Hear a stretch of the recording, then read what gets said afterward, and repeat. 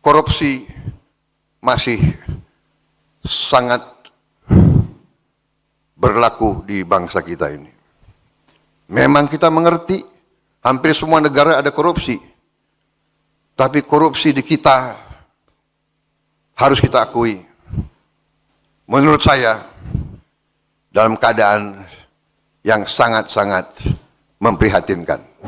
Dalam kurun waktu 80 tahun kita telah mengalami pasang surut, kita pernah mengalami perang ideologi, kita pernah mengalami perang saudara, kita pernah mengalami gangguan-gangguan dari mana-mana, tapi alhamdulillah kita sekarang utuh, kita sekarang kuat, kita sekarang masih berdiri di atas kaki kita sendiri.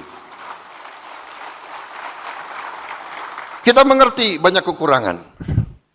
Antara lain, kita tidak bisa pungkiri korupsi masih sangat berlaku di bangsa kita ini.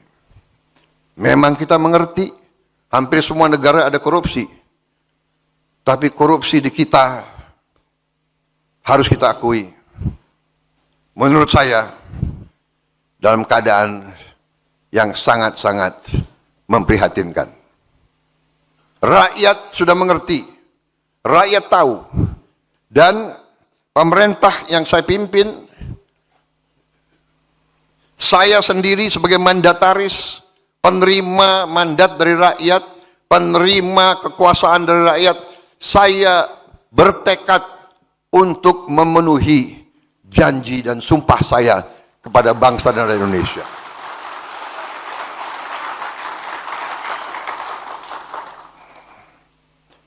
Sewaktu saya ambil alih pemerintahan, saya semakin kaget.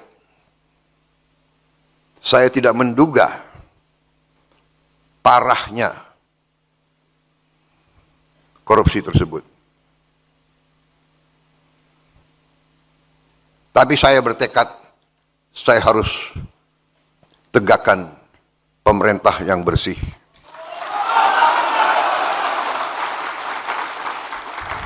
Hanya dengan pemerintah yang bersih, Indonesia bisa bangkit. Saudara-saudara sekalian, kekayaan kita luar biasa.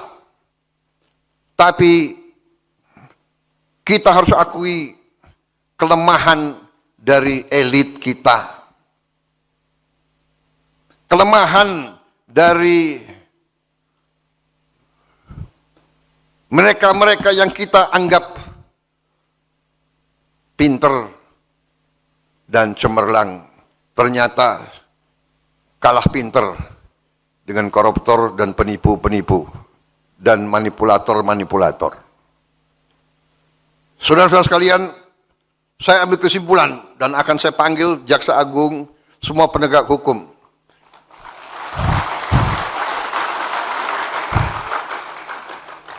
Ini PKS banyak juga tepuk tangannya ini. Sayang pemilu masih lama itu. Enggak. Kembali nih. Serius, ini serius. Kalau banyak emak-emak aku grogi juga di sini.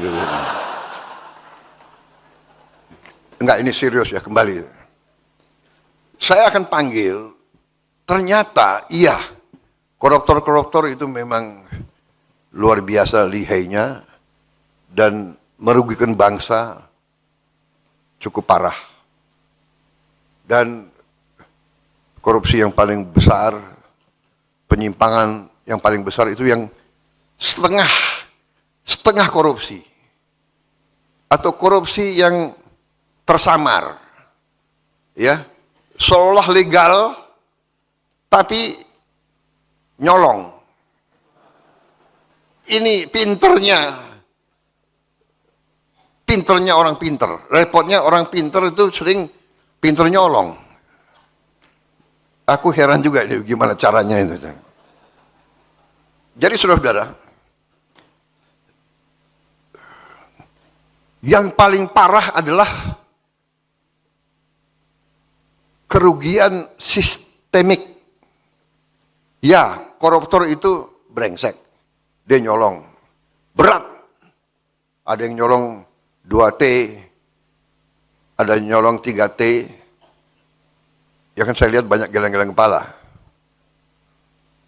Nah, inilah untuk orang PKS 2T banyak sekali.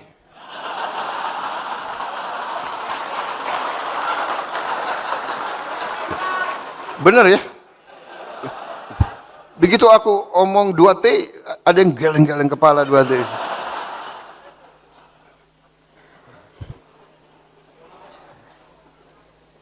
Kalau saya cerita berapa ratus T uang negara yang hilang hampir tiap tahun, mungkin kalian nggak geleng-geleng kepala lagi kalian. Harus panggil dokter. Serius. Ini saya karena banyak wartawan, saya harus hati-hati bicara.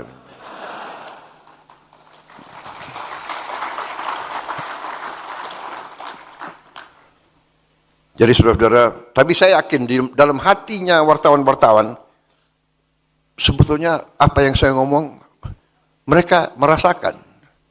Karena wartawan pun penghasilannya sedikit. Benar. Yang mungkin duitnya banyak, ya bos-bos kalian. Tapi wartawan ya gajinya, ya kan?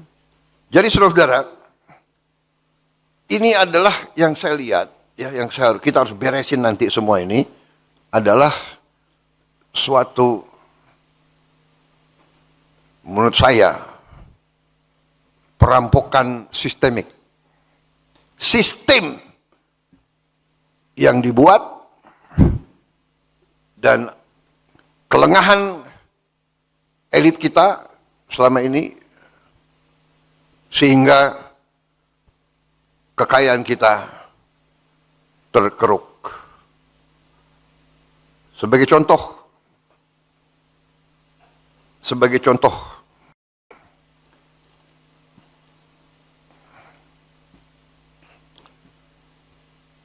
di Bangka Belitung yang untuk cukup lama menjadi pusat tambang timah terkemuka di dunia, itu terdapat 1.000 tambang ilegal. 1.000 tambang ilegal.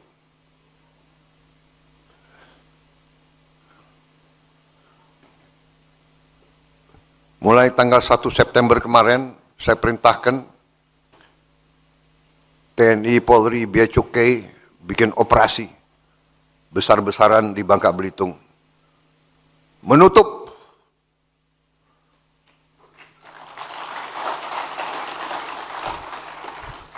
yang selama ini hampir 80% hasil timah tiap tahun diselundupkan tiap tahun.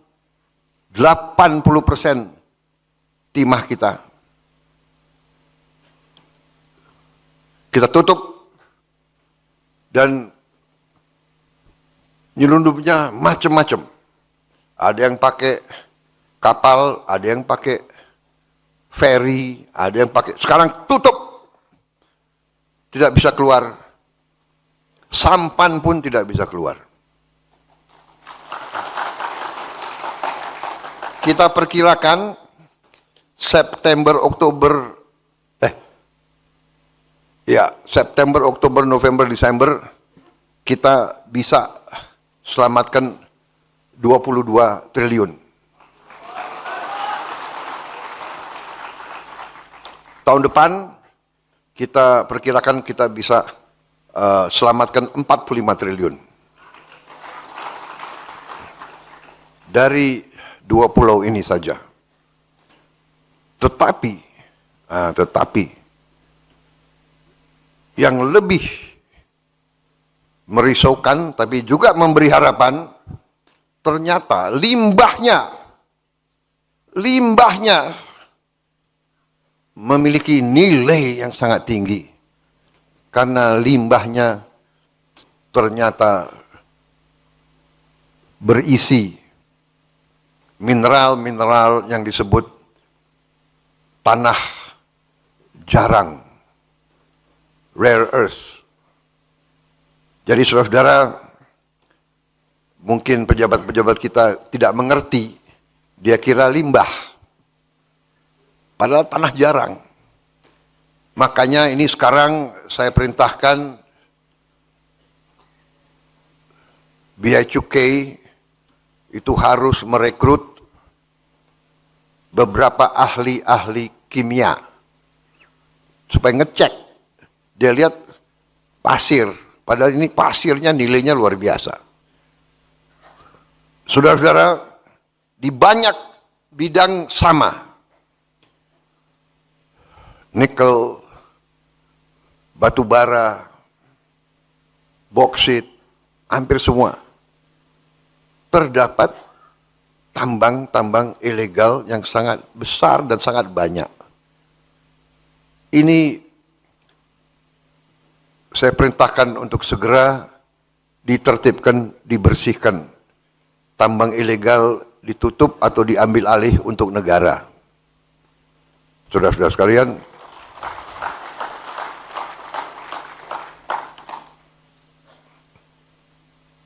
dan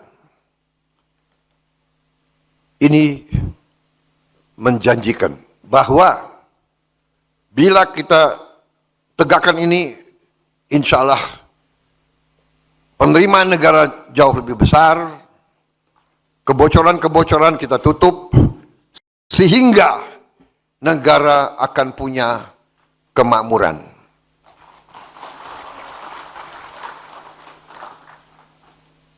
Saudara-saudara sekalian,